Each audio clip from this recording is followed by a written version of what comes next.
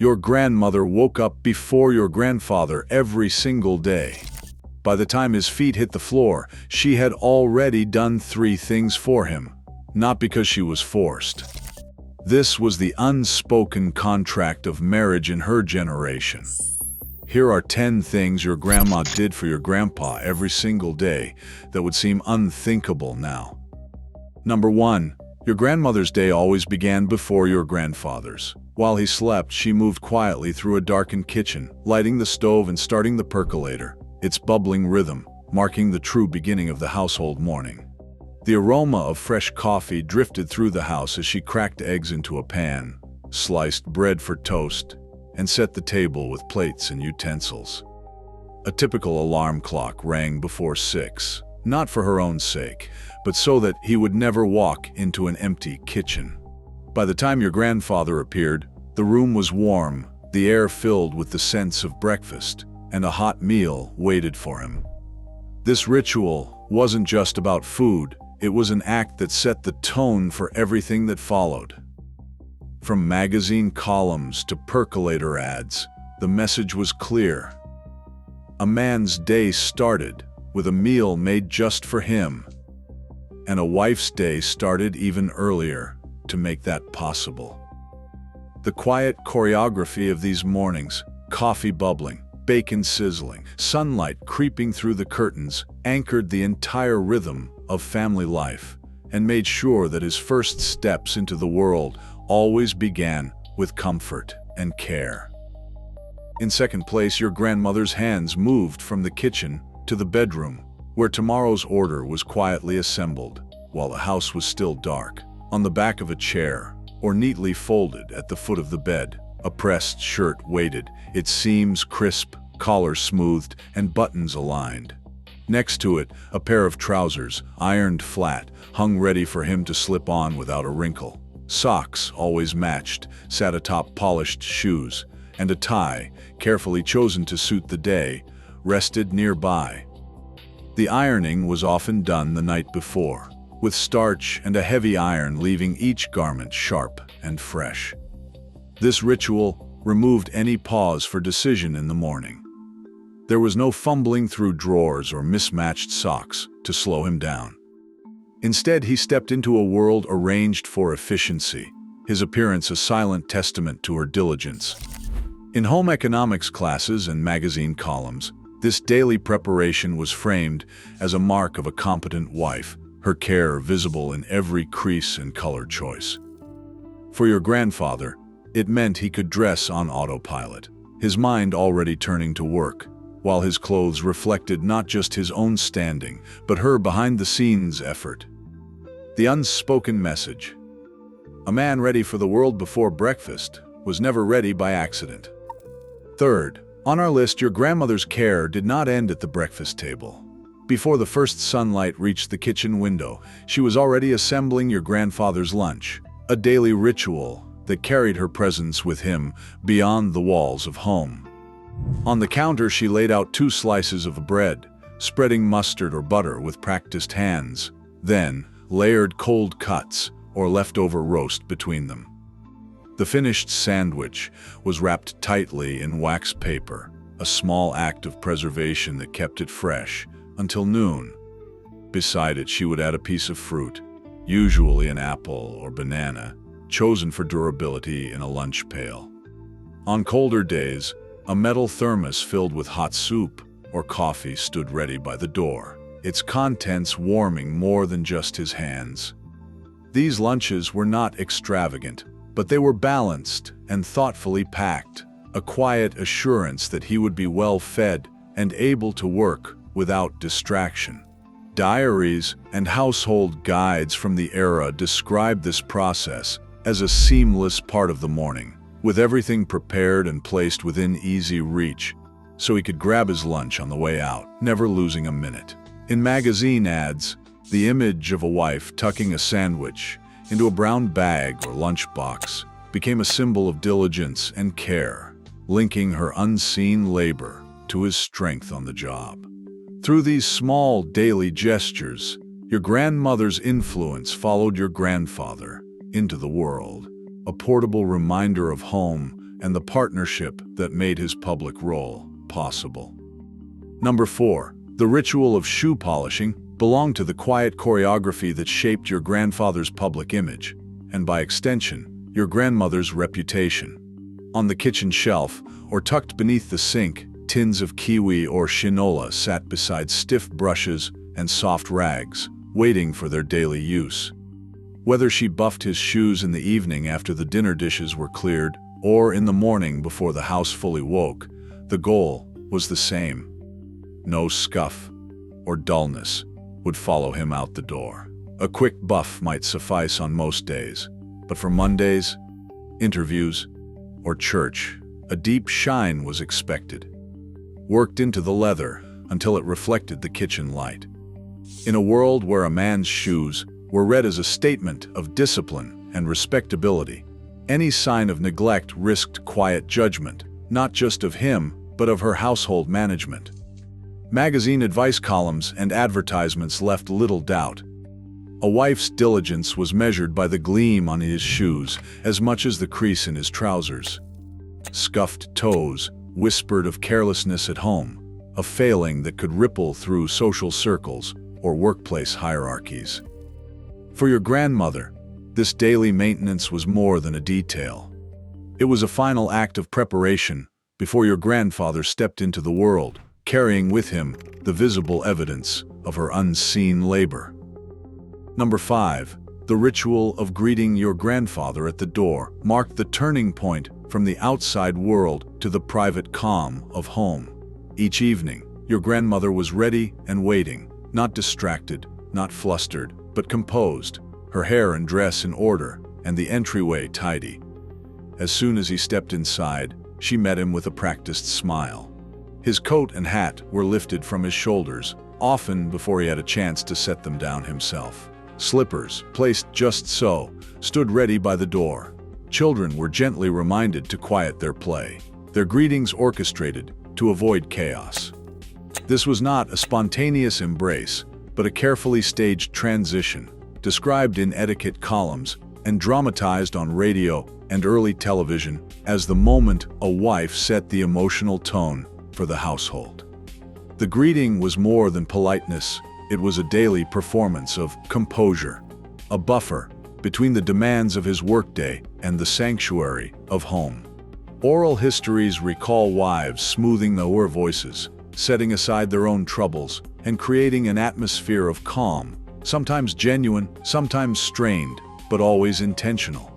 In the choreography of the 1950s household, this moment served as the hinge between provision and care, a pause that signaled the beginning of the evening routines and the expectation that from this point forward, his comfort would be quietly prioritized. Number 6. The dinner table became a stage for ceremony and hierarchy, and your grandmother was the quiet conductor.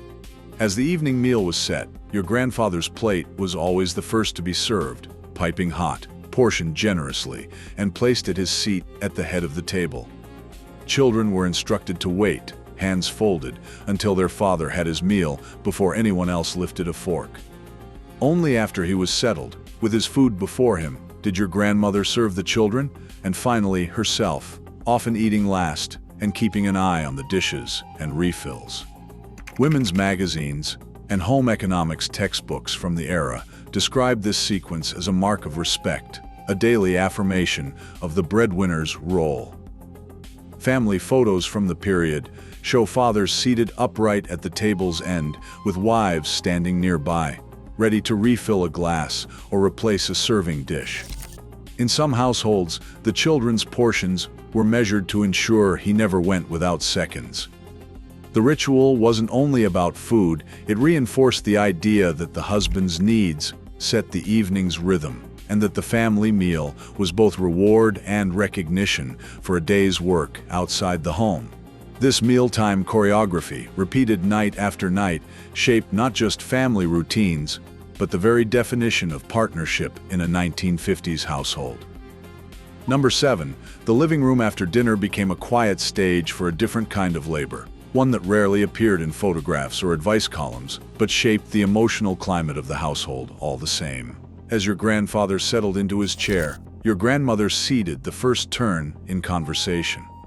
The air was kept hushed, the radio dial turned low or switched off. Children's play steered away from the sitting room, and the clatter of dishes was postponed until he finished recounting his day. Women's magazines and etiquette columns of the time spelled out the script. Minimize all noise. Let him talk first. His topics were more important than yours. So she listened, attentive and unhurried, nodding as he described a difficult supervisor, a broken machine, or a long commute. If she had her own frustrations, aches from a full day, worries over bills or a child's trouble at school, those were quietly shelved, reserved for a later hour or not spoken at all. Oral testimonies recall that a wife's silence was seen as a form of care, protecting his peace and preserving the sanctuary of home. The cost, rarely named, was the steady shelving of her own needs until the house was dark and the day nearly done. In the choreography of the 1950s marriage, this ritual of listening without competing was as much a part of the evening as the meal itself, sustaining a conversational hierarchy that left his world at the center and hers for the moment. In the wings. Number 8. As the evening settled in and the last echoes of conversation faded, your grandmother turned her attention to your grandfather's physical comfort, a daily ritual that signaled the true end of his workday. In many homes, this meant drawing a warm bath, testing the water with her hand, and setting out a fresh towel on the rack before he even left his chair.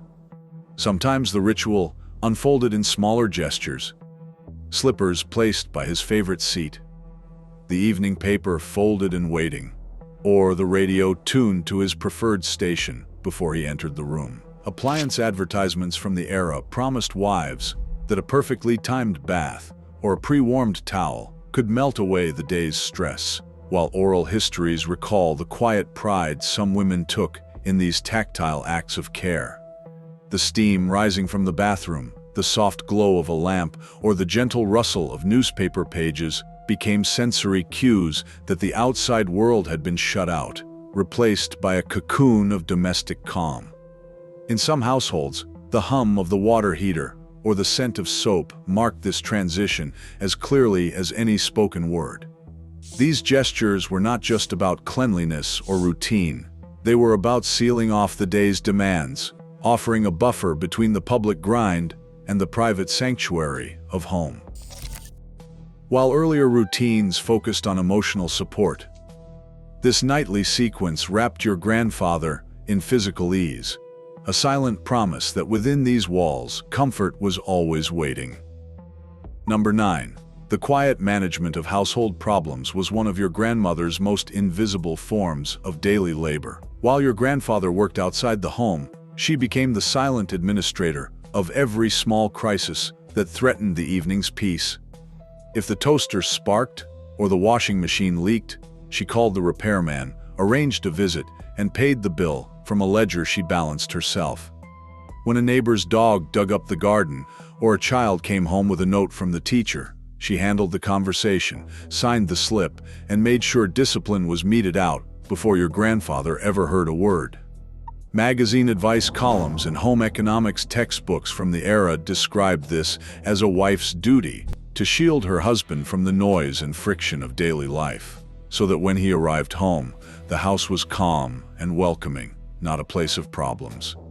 Diaries from the period reveal lists of bills paid, minor repairs completed, and children's squabbles settled, all logged before the front door opened. This work was rarely acknowledged, but formed the backbone of household stability.